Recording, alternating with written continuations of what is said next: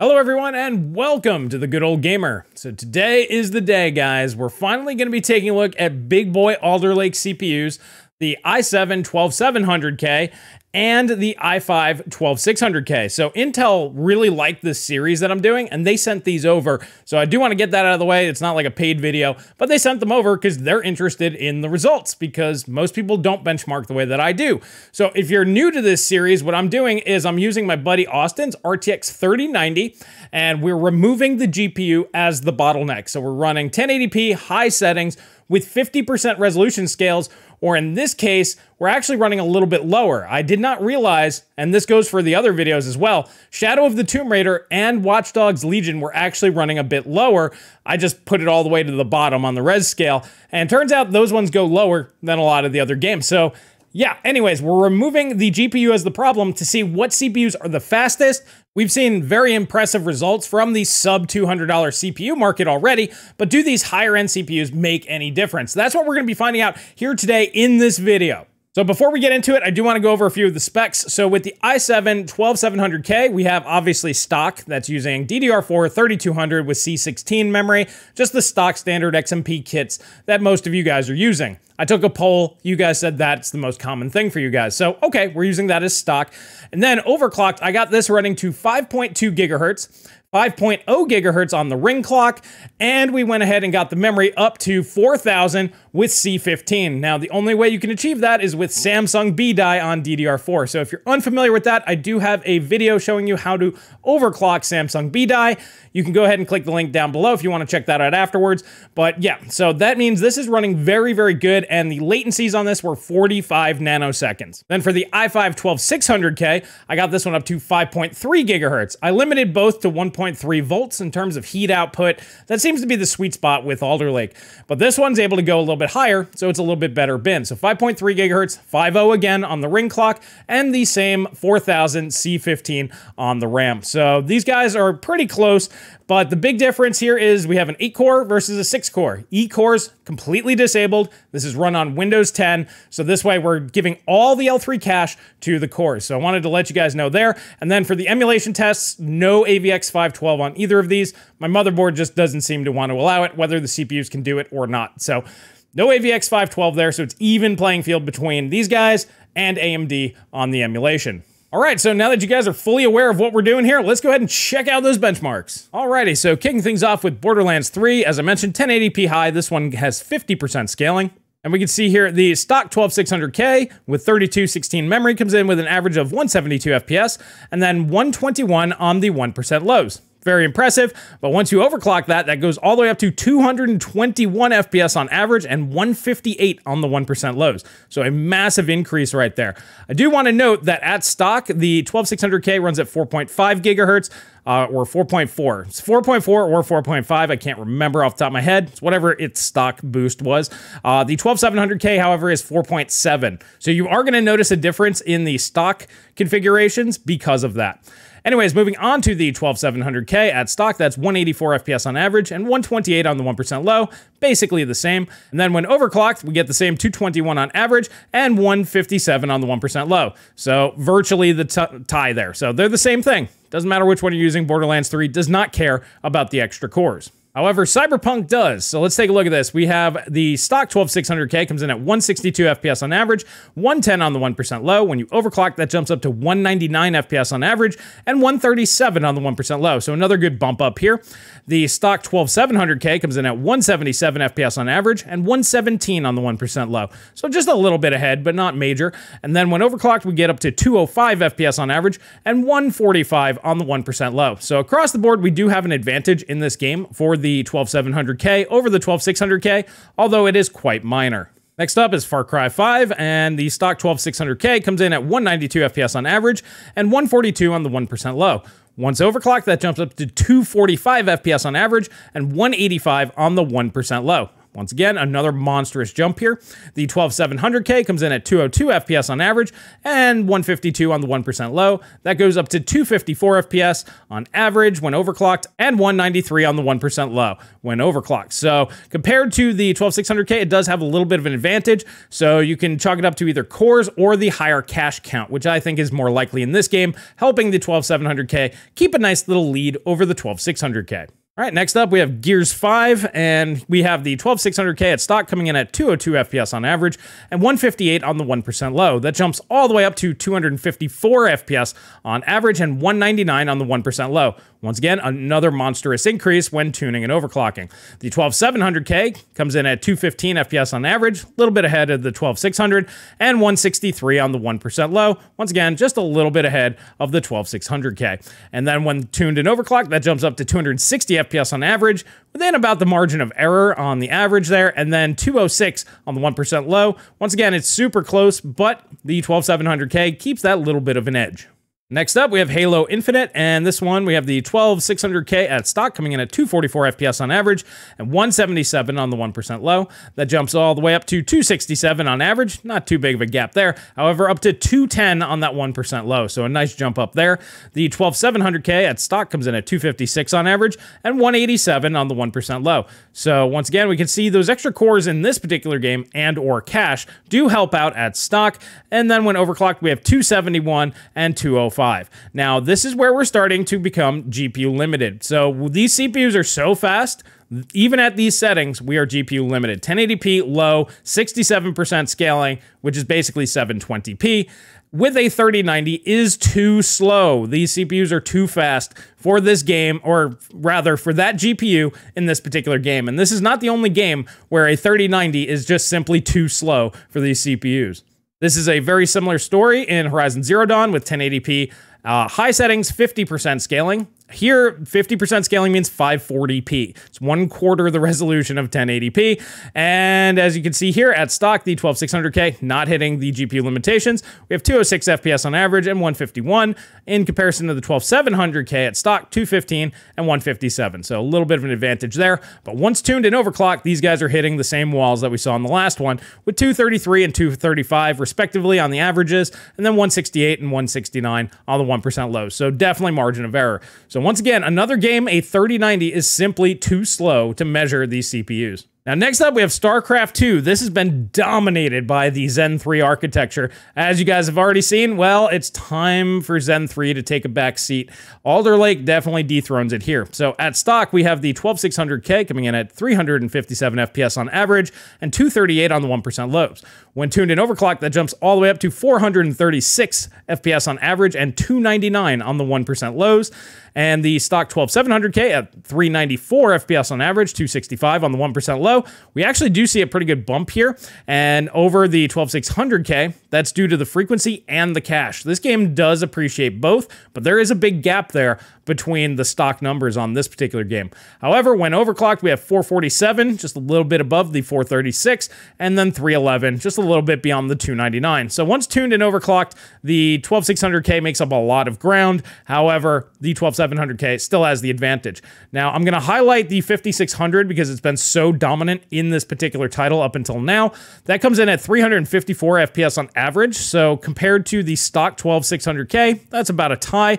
And then the overclocked 5600 at 241 FPS on the 1% low, that comes in just slightly ahead of the 238 stock 12600K. So you guys can see basically this guy at stock is about as fast as the 5600 overclocked in this particular test. All right, so next up is Shadow of the Tomb Raider. Now, this is one of the ones that I got wrong. I just didn't notice that the scale went down lower. But anyways, this is 1080p high. It's not 50% scale, and it hasn't been in all the other tests. The settings have not changed. It's actually 20% resolution scale, so that means this is being run at 216p. I'm going to put the resolution on the screen. This is how low I have to benchmark this game with an RTX 3090 to actually stay GPU bound, or CPU bound rather. These CPUs are that powerful that we almost hit GPU limitations, and in some scenes we may have. It's absolutely bananas how powerful these CPUs are for gaming and how far behind GPUs actually are. Anyways, continuing on, the stock 12600K comes in with 187 FPS on average and 128 on the 1% low. When tuned and overclocked, that jumps all the way up to 235 FPS on average and 154 on the 1% low. So once again, another nice little bump up. The stock 12700K comes in at 205 FPS on average. That's a good bump over the 12600K at stock, but only 133 on the 1% low. Not too big of a difference there. And then when tuned and overclocked, that jumps up to 248 FPS on average and 162 on the 1% low. So it does have a nice little advantage over the 12600K, as this game does like the higher core count and the higher cache count as well. All right, next up is Watchdogs Legion. This is the other game where I got it wrong. So this was actually done at 1080p high at 25% scaling. Like I said, all the other games stopped at 67% or 50%. So I didn't realize they went down lower. So that's on me. But all the other benchmarks out there in the other tests, this is the same settings that I was using. So everything is 1-to-1. And it's absolutely nuts that I need to go this low to properly test these CPUs. It really just shows how powerful these things really are that we have. So anyways, starting off with the 12600K at stock, that comes in at 128 FPS on average and 99 on the 1% low. That jumps all the way up to 162 FPS on average and 127 on the 1% low. So another nice little bump up. Simple math, it's about 30%. That's awesome. Anyways, we have 139 for the stock 12700K on average, and then 106 on the 1% low. That jumps all the way up to 168 FPS on average and 132 on the 1% low, keeping the trend where it's just mildly ahead of the 12600K. Now, this one was very interesting for me. We did not hit GPU limitations here, and we can see that this game, Witcher 3, scales very, very well. This is a very scalable game. I would say this is probably just as good as something like Shadow of the Tomb Raider, but it's less graphically demanding, so you can actually test better in this game. I would say this is probably the best game to test CPUs in right now, if you want to see proportional and percentage differences. Anyways, we have the 12600K at stock coming in at 198 FPS on average and 144 on the 1% low.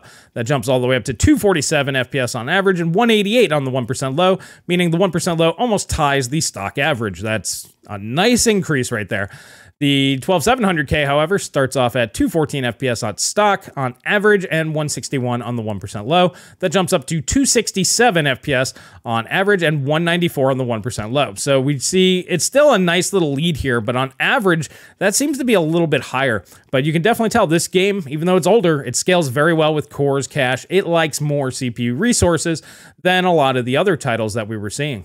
All right, time for the fun stuff. This is where CPUs and gaming really is important because, well, you're not going to be GPU bound, not in these ones. Anyway, so we're going to be taking a look at the CEMU emulator. This is using Legend of Zelda Breath of the Wild at 720p with a 240 FPS cap. There's no CPU on the planet pushing anywhere near that. But anyways, we can see the 12600K comes in at 117 FPS on average and 94 on the 1% low. You can see this is about on par with everybody else. However, when you tune an overclock, that jumps up to 130 FPS on average and 107 on the 1% low.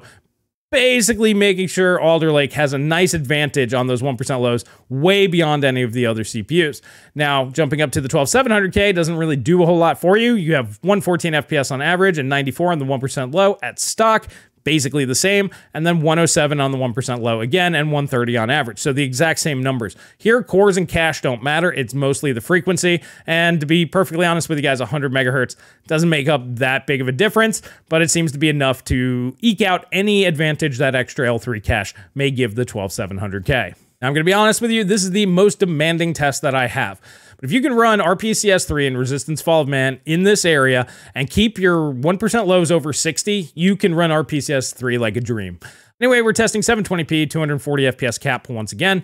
The stock 12600K comes in at 105 FPS on average and 60, the first CPU to hit a 60 FPS lock on that 1% low in this particular test. It can do it at stock. However, when you overclock, that jumps you all the way up to 118 FPS on average and 73 on the 1% low, giving you a strong, wide margin of error for very demanding sequences. Then the 12700K follows suit, coming in at 65 FPS on average, 63 on the 1% low at stock, so just a little bit ahead. And it actually falls behind a little bit on the 1% low here when tuned and overclocked. It's just margin of error, 121 FPS on average and 72 on the 1% low. So basically, just like we saw on the other one, they're both going to perform about the same in here. I do want to reiterate, AVX 512 is disabled. This is not with AVX 512, as my motherboard does not support it. So this is apples to AMD. And as you can see here, the K-SKU Alder Lake CPUs are really the only ones capable of giving you that 60 FPS plus experience. And with averages around the 120 FPS mark, this would be playable on high refresh with something like VRR. So if you're looking for 120 FPS PS3, there's really only one option on the market right now, in my opinion. All right, so it's time to take a look at our 12-game average. The average is of the 1% lows, as this is the most important metric for us as gamers. The higher the number is here, the more smooth the experience is. So we're going to take a look at the 12600K stock first. That comes in at 135 FPS on average. It's pretty good, so that's high refresh right out of the box with cheapo RAM. However, if you take the time to get yourself some Samsung B-Die, spring the extra 20 bucks and spend, I don't know, an evening or two, watch my video, get this knocked out. That can get you all the way up to 167 FPS on average, leaving every other CPU in the absolute dust, except for the other Alder Lake K-SKUs. The 12700K comes in at 144 FPS on the 1% lows, so high refresh gaming locked on the 12700K, and then 171 when tuned and overclocked. So there's not a huge difference between these two guys right here, making the 12600K an absolute monster for the money, but we'll take a look at that here in a sec. Now next to Zen 3, unfortunately AMD's chip, although it is older now, this is still their current architecture, it is way behind. Alder Lake is next level, and let's take a look at what these differences are. So first off, if you do tune and overclock the 12600K, remember it has a lower base clock at stock, so there's more in it, but if you go ahead and do that, that'll net you up to 23.7% more performance. This is like 2 CPU generations worth of performance gains here. This is like a 15 and a 10 almost added together. So definitely want to do that if you want to get the maximum value out of a 12600K, because there's just tons in it. Now, the higher clock 12700K, there's less there because, well, it's higher clocked out of the box, but you still net 18.8%. That's still very significant, and this is better than typical CPU generation over generation upgrades. So just by tuning, overclocking, and having Samsung B-Die, hey, you get a free generational increase. So I'm pretty confident saying these guys right here will probably compete very well with Raptor Lake and Zen 4, especially out of the box. Now, if we take a look at stock versus stock, the 5600 compared to the 12600K, 12700K, the 12600K comes in at 25% faster, just out of the box, no tuning, no overclocking, just 3200 C16 XMP. And the 12700K with its higher clocks out of the box, that nets you 33% more performance at the exact same settings going there. So that is huge. This is definitely a generation and a half above what Zen 3 is, just straight out of the box. Now, when tuned and overclocked, this is basically the same, 27%, so the 12600K gains a little bit of ground. The 12700K loses a little bit of ground because it was higher out of the box, but virtually the same even when tuned and overclocked. Once again, Alder Lake is about a generation and a half ahead of where Zen 3 is. So a stock standard 5600, so if you're running a just Zen 3 without tuning, overclocking, you don't have B-Die or anything like that, but maybe you're getting interested, you're probably best off selling this, because if you go ahead and buy a 12600K or a 12700K and tune and overclock, you get 55% higher performance out of those CPUs and 58% respectively. So this is almost 4 generations ahead of a baseline Ryzen 5600. And this is the reason why I'm very, very skeptical of Zen 4. Now, the cost is a real thing. So let's take a look at this. So we have the platform cost. This is CPU plus motherboard plus RAM. As we can see here, the 12600K at stock. I'm not even going to look at the stock ones. As you guys should know by now, it's just 20 bucks more. Get yourself some Samsung B-Die if you're going to be building a new PC.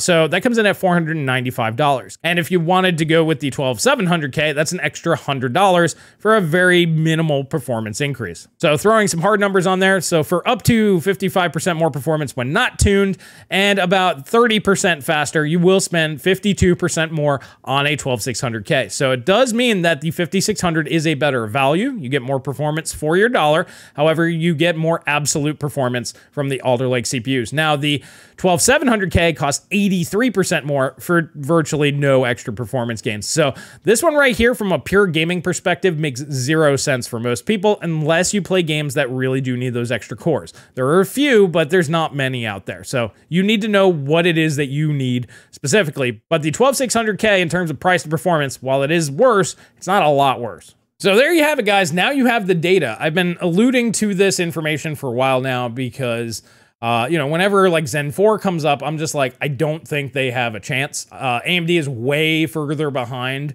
than most people realize because most of the major channels, so if you're like, Chris, how can your numbers be like this? Well, they test in GPU-bound scenarios, just like Halo Infinite is GPU-bound, and I think Gears was the other one. If all your games are like that, you're not going to see a difference. You have to get rid of the GPU as much as humanly possible. Those games just simply can't go down any lower. So it just is what it is. I could either throw them out, but I didn't want to do that. It's because I can highlight to you guys why I use such low settings. But even with Shadow of the Tomb Raider, it takes 216p for me to not be GPU bound with an RTX 3090. This really needs to sink in. And we're kind of getting to the point where you have to take a step back and go, man, these things are amazing. But do you really need that level of performance? When it comes to the overclockable Alder Lake CPUs, I would say yes, under two conditions. One, you're a competitive gamer and you need all the FPS. You basically need the best of the best. I can very easily recommend either the 12700K or the 12600K, depending on the game, if it needs the 8 cores. Most require 6, so like in Apex Legends, go with the 12600K. But if you're doing like Warzone, you're going to want the extra cores. The other category of people that could really benefit from this are people that want to run emulation. As you guys saw, the only CPUs fast enough to go ahead and give you a 60 FPS plus experience and possibly even approach high refresh rate gaming with something like our PCS3 is the Alder Lake K SKUs. So if you're big into that, if that's important to you, it is to me.